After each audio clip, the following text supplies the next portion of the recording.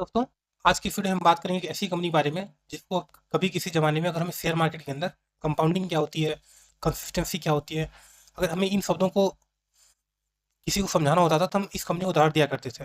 हम बात कर रहे हैं एशियन पेंट स्टॉक की। तो ये जो स्टॉक है 35% डाउन है और ये कंपनी निफ्टी 50 का पार्ट है। तो यूजुअली क्या होता है कि कोई भी कंपनी निफ्टी 50 का पार्ट हो और वो 20-25% गिर चुकी हो, खासकर एक कंज्यूमर कंपनी, तो वो एक बहुत ही अच्छा टाइम होता है किसी उस टाइप की कंपनी को खरीदने के लिए।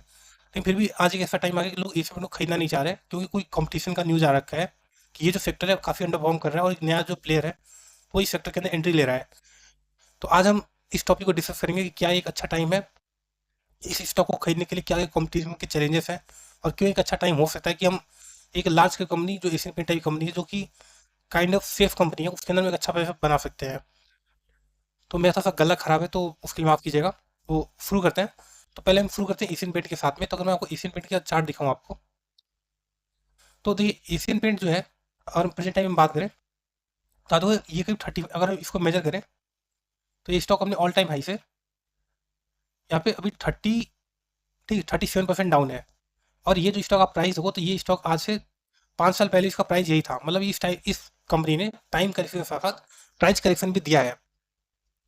तो सवाल ये कि आखिर अगर इतना डाउन तो बाकी लोग इसको खरीद क्यों नहीं रहे, और ये अभी एक शॉर्ट टर्म सपोर्ट पे भी है, तो एक अच्छा बाइंग जोन हो सकता है खरीदने के लिए। तो मेन जो रीजन है इस कंपनी के अंडर परफॉर्म करने का वो एक कंपटीशन का न्यूज। तो बेसिकली 3-4 रीजन है। पहला अगर रीजन देखें तो अगर हम इसके चार्ट पे नजर डालें और यहाँ पी रेशियो पे क्लिक करें तो देखो तो इस कंपनी का कुछ टाइम पहले तक पी आप देखो यहाँ पे 120 चला गया था, 120, और इनफैक्ट यहाँ पे आप देखो तो 100 के आसपास का पी था और अभी ये पी जो है घट के करीब 50 के रेंज में आया है। तो जो पहला रीजन है जो लोग बोल रहे हैं कंपटीशन है, एक्चुअली कंपटीशन से बड़ा रीजन है कि इसका पी रेशियो बहुत ज़्यादा हो गया था। कोई भी कंपनी 100 के पी पे सर्वाइव नहीं कर सकती, एक लार्ज कंपनी उसको कुछ दिन बाद डाउन होना ही पड़ता है। चाहे आप एशियन पेंट पकड़ो, चाहे डीमार्ट पकड़ो, वीपीएल पकड़ो, ये जब भी किसी भी कंपनी का पी रेशियो 80-90 के 100 तक चला जाता है और वो एक लार्ज कंपनी होती है, तो वहाँ पे कंपनियां इस टाइप की ग्रोथ नहीं दे पाती कि वो अपने पी को सस्टेन कर पाए। तो पहला रीजन तो ये था कि कंपनी का पी बहुत ज़्यादा हो रखा था।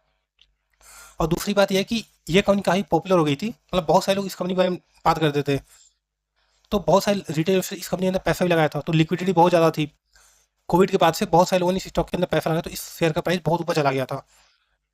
तो इस वजह से इस शेयर का प्राइस नीचे आया। दूसरा रीजन है कॉम्पिटिशन का। तो जो आप जानते हैं कि ग्राफिन करके कंपनी है, ठीक है, जो आदित्य बिरला ग्रुप के अंडर में आती है। तो ग्राफिन ने अनाउंस किया कि वो पेंट सेक्टर के अंदर आने वाली है और उन्होंने काफ़ी बहुत ज़्यादा एक्सपेंशन किया। कुछ 10,000 करोड़ रुपये उन्होंने इस पेंट बिजनेस के उन्होंने लगाए हैं। 10,000 करोड़ काफ़ी बड़ा अमाउंट होता है। तो लोगों को लग रहा है कि अब जो आदित्य बिरला जो ग्रुप है, जो इन्होंने जो ब्रांड निकाला बिरला ओपस, वो एशियन पेंट को खा जाएगा। तो देखिए शॉर्ट टर्म में सच बात है कि एशियन पेंट को बिरला ओपस से दिक्कत हो रही है। तो देखिए दिक्कत क्या हो रही है कि देखिए जो बिरला ओपस उनकी स्ट्रेटेजी क्या है। तो एक्चुअली क्या होता है, जब पेंट की आप दुकान पे जाओगे ना तो पेंट में एक टिंटिंग मशीन करके मशीन होती है जो कलर कॉम्बिनेशन को के लिए यूज होती है। तब होता है कि अगर आप एशियन पेंट की डीलरशिप लो तो आपको टिंटिंग मशीन खरीदनी पड़ती है जो कि महंगी आती है, प्लस आपको अलग से लैपटॉप या टैबलेट वो लेना पड़ता है। और जो बिरला ओपस है, इन्होंने क्या किया कि जो टिंटिंग मशीन से जो लैपटॉप आता है उसको फ्री में दे दिया। तो जो पेंट की नई दुकान लगा रहा है उसके लिए आसान हो गया बिरला ओपस की डीलरशिप लेने की बजाय कि वो एशियन पेंट के लिए। प्लस इन्होंने क्या किया कि ये लोगों ने ज़्यादा मार्जिन दिया, ठीक, प्रॉफिट मार्जिन डीलर को ज़्यादा दे रहे हैं ये लोग एशियन पेंट कंपेरिजन में। इसलिए जो डीलर है वो बिरला ओपस का लेना चाह रहा है। प्लस ये लोग पेंटर को रॉयल्टी ज़्यादा दे रहे हैं। देखिए जैसे पेंटर होते हैं ना, वो भी एक पेंट कंपनी के लिए काफ़ी इंपॉर्टेंट होता है, क्योंकि एज ए कस्टमर आपको उतना आइडिया नहीं होता तो आप पेंटर से ही पूछोगे कि भाई बताओ कौन सा पेंट लगाना है। तो पेंटर उसी पेंट का नाम बताएगा जिसपे उसको कमीशन ज़्यादा मिल रहा हो। तो आदित्य बिरला ज़्यादा इनको रॉयल्टी दे रही है पेंटर्स को, इसलिए पेंटर भी सजेस्ट कर रहे हैं आपको कि आप बिरला ओपस का पेंट लगाइए। दूसरी और जो सबसे इंपॉर्टेंट बात है कि इन्होंने क्या किया, इन्होंने बहुत एग्रेसिव एक्सपेंशन किया। एग्रेसिव एक्सपेंशन कैसे किया, इन्होंने क्या किया, जो लोग पहले नेरोलैक, बर्जर, एशियन पेंट इन कंपनी में काम करते थे, इन्होंने क्या किया, उनको डबल सैलरी, डबल तो नहीं बट ज़्यादा सैलरी देकर के अपने यहाँ पे हायर कर लिया। तो बेसिकली उनका जो माइंड था जो एशियन पेंट के अंदर काम करता था, उन्होंने उनको उठा के अपने साथ जोड़ लिया। तो इसलिए शॉर्ट टर्म के लिए बिरला ओपस ने काफ़ी अच्छा किया, उन्होंने रिसेंटली काफ़ी मार्केट शेयर भी गेन किया है। तो इसलिए एशियन पेंट को अभी नुकसान हो रहा है, क्योंकि आप देखो तो इन्होंने टॉप टू बॉटम जो पूरा सप्लाई चेन होता है उन सबको कवर कर लिया। इन्होंने दुकानदार को कवर कर लिया, है ना, इन्होंने पेंटर को कवर कर लिया, इन्होंने इम्प्लॉयज़ को कवर कर लिया, और प्लस उन्होंने कस्टमर को फ्री में भी पेंट दे रहे हैं, मतलब ऐसा ऑफर चला रहे हैं कि अगर आप 20 लीटर का पेंट खरीदोगे तो आपको 10% फ्री मिलेगा। मतलब आपने 20 लीटर का पेंट खरीदा तो आपको 2 लीटर आपको फ्री मिल रहा है। तो इसके अंदर पेंटर, डीलर, है ना, कस्टमर, एम्प्लॉय सब खुश है। तो जाहिर सी बात है इसने शुरू के अंदर में काफ़ी अच्छा परफॉर्म किया बिरला ऑफर्स ने। बट क्या ये एशियन पेंट को हरा देगा? तो ये शुरू शुरू में क्या होता है, जब भी कोई कंपनी जब नहीं आती है तो वो ऑफर देती है, तो लोग उसके अट्रैक्ट होते हैं। तो जो पुरानी कंपनी होती है उसको शुरू में नुकसान होता है। जैसे कि जब एयरटेल आई थी, सॉरी एयरटेल एंड जियो 2016 के अंदर, तो जियो ने शुरू में सबको फ्री में इंटरनेट बांटा। लोग बहुत ज़्यादा अट्रैक्ट हो गए, सबने जियो की सिम ले ली। बट क्या इसका मतलब ये है कि वोडाफोन खत्म, एयरटेल खत्म हो गया? नहीं, ऐसा नहीं हुआ, एयरटेल आज भी जिंदा है।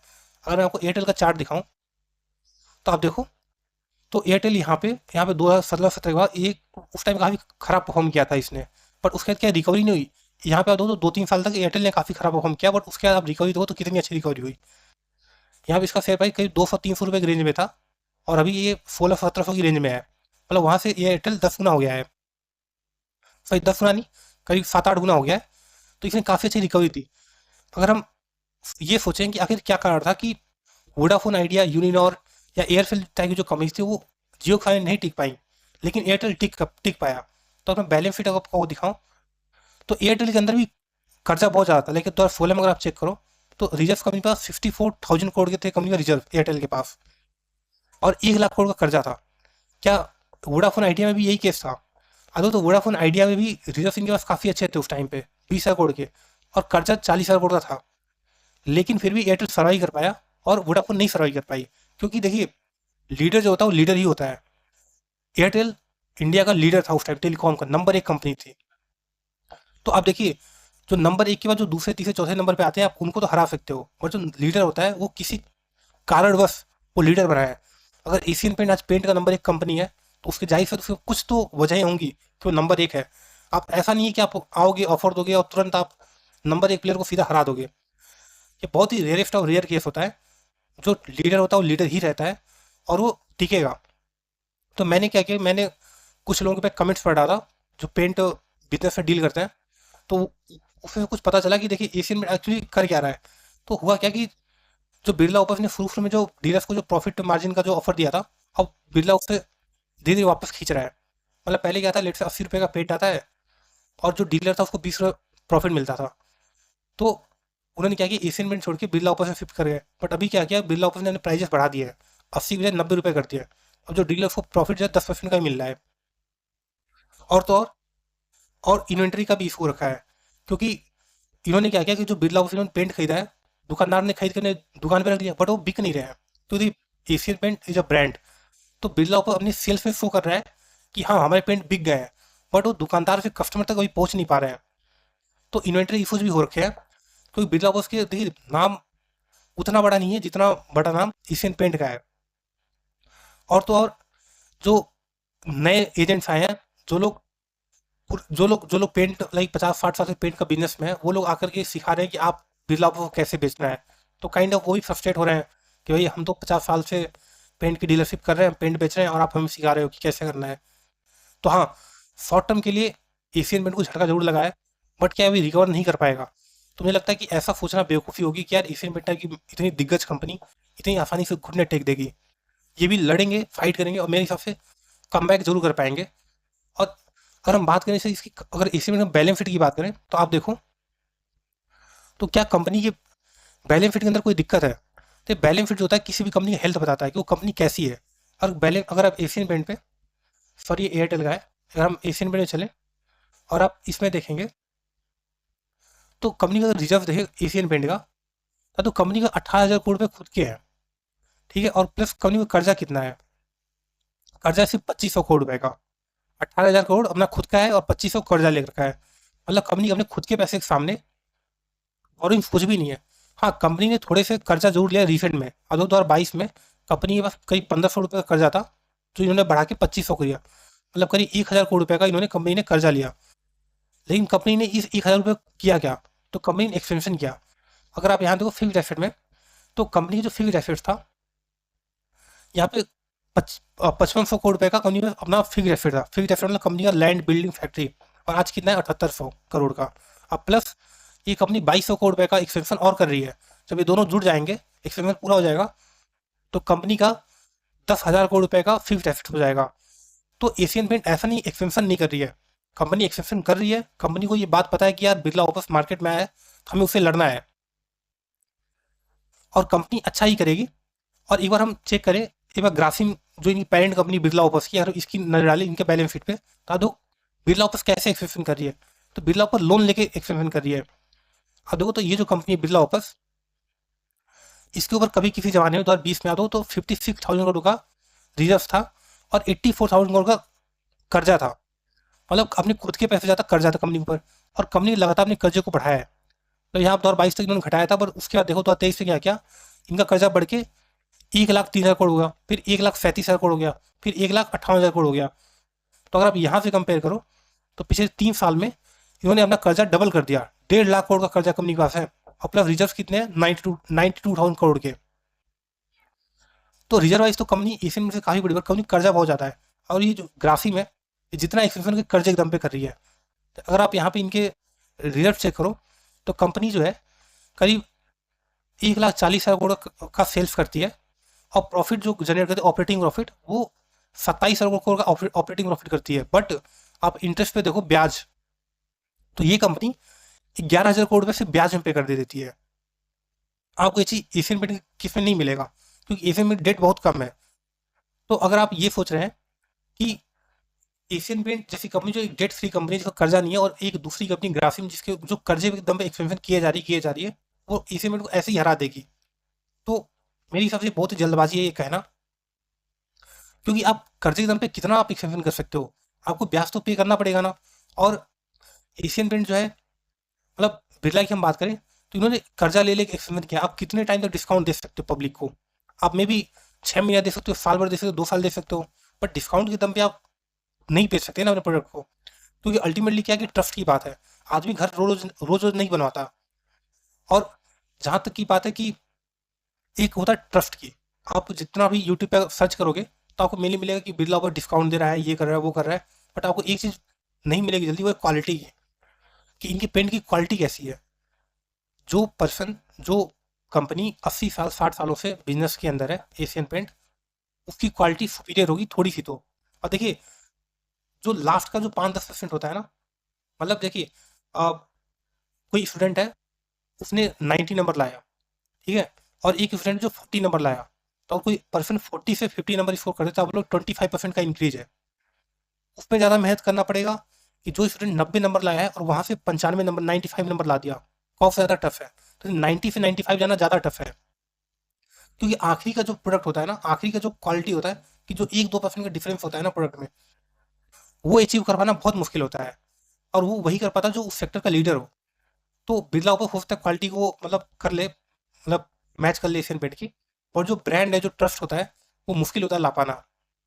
और मैं ये भी नहीं कह रहा हूँ कि एशियन पेंट यहाँ से 4 गुना हो जाएगी, 5 गुना हो जाएगी, हम उसकी बात नहीं कर रहे हैं। हम सिंपल बात कर रहे हैं कि क्या यहाँ एशियन पेंट अपना जो पुराना हाई था वहां तक भी पहुंच सकती है, क्या थोड़ा बहुत रिकवरी दे सकती है। हम सिर्फ इस चीज़ की बात कर रहे हैं। तो अगर हम एशियन पेंट की यहाँ चार्ट की बात करें, तो अगर हम यहाँ देखें, तो अगर एशियन पेंट अगर यहाँ से अपने ऑल टाइम हाई पे पहुंच जाए, ठीक है, तो भी हम 50% का गेन एक्सपेक्ट कर सकते हैं, कि एशियन पेंट यहाँ से 50% का हमें प्रॉफिट बना के दे सकती है। तो अगर मान लीजिए आप एशियन के अंदर इन्वेस्ट कर रहे हैं, तो ऐसा नहीं कि आपको सिर्फ यहीं यहाँ आपने पैसा लगा दिया और फिर आपने छोड़ दिया। हो सकता है शायद यहाँ ब्रेकडाउन हो जाए, और एशियन में 1900 तक भी आ सकती है चार्ट के हिसाब से। तो अगर आप इसके अंदर इन्वेस्टमेंट करने की सोच रहे हो, तो आप एटलीस्ट आपको 2 इंस्टॉलमेंट का सोचना चाहिए, कि एक बार मैं यहाँ लगाऊंगा, और एक बार बाई चांस सपोर्ट बैकग्राउंड मैं यहाँ पे लगाऊंगा। तो देखिए, टेक्निकल सपोर्ट बैकग्राउंड भी होते हैं, जो ही नहीं कि टीम में बोला कि यहाँ पे सपोर्ट है तो वहाँ पे होगा ही होगा, वहाँ से नीचे भी आ सकता है। इनफैक्ट 19 वाला सपोर्ट ज़्यादा मेजर सपोर्ट है। देखिए, ये जो इन्वेस्टमेंट है, एक रिस्की इन्वेस्टमेंट है, और मैं इन्वेस्टमेंट की बात कर रहा हूँ, एक्चुअली ट्रेडिंग की बात हो रही है कि आप स्विंग ट्रेड के लिए है, ठीक है, क्योंकि एशियन पेंट एक लार्ज स्केल कंपनी है, तो यहाँ से एक्सपेक्टेशन ये नहीं होता कि एशियन पेंट यहाँ से 10 गुना हो जाएगी।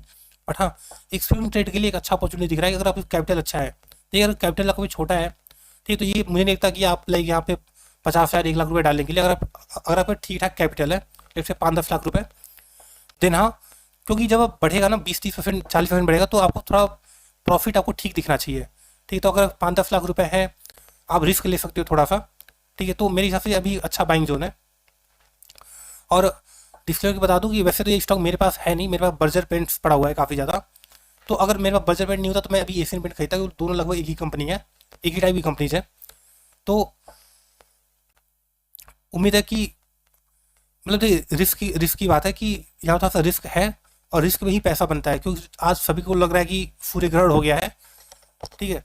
तो लोग सूर्य के अस्तित्व पे सवाल उठाने लग गए हैं कि आज एशियन पेंट खत्म हो जाएगी, जो जिस कंपनी ने दुनिया में, इंडिया के अंदर सबसे पहला सुपर कंप्यूटर लेके आई थी, है ना, 60 सालों से बिजनेस कर रही है, वो कंपनी ऐसे ही खत्म हो जाएगी। और ये होता है, बहुत नॉर्मल बात है, क्योंकि जब भी किसी स्टॉक का शेयर प्राइस गिरता है ना, तो लोग उस स्टॉक प्राइस की गिरावट को उसके बिजनेस से जोड़ लेते हैं, और लोग निगेटिव हो जाते हैं बहुत ज़्यादा, भाई ये तो गई है, खत्म हो गई। बट अगर आपको ऐसा लगता है कि एशियन पेंट कंपनी सर्वाइव करेगी, तो मेरे हिसाब से एक अच्छा अपॉर्चुनिटी दिख रहा है एशियन पेंट के अंदर में। बाकी रिस्क आपका है, पैसा आपका है, लॉस और प्रॉफिट भी आपका ही होगा। ये जो वीडियो था ये सिर्फ इन्फॉर्मेशन पर्पज़ के लिए था, बाय एंड सेल का रिकमेंडेशन नहीं है। तो अगर आपको वीडियो अच्छा लगा तो आप वीडियो को लाइक कर सकते हैं और चैनल को सब्सक्राइब कर सकते हैं। Thank you.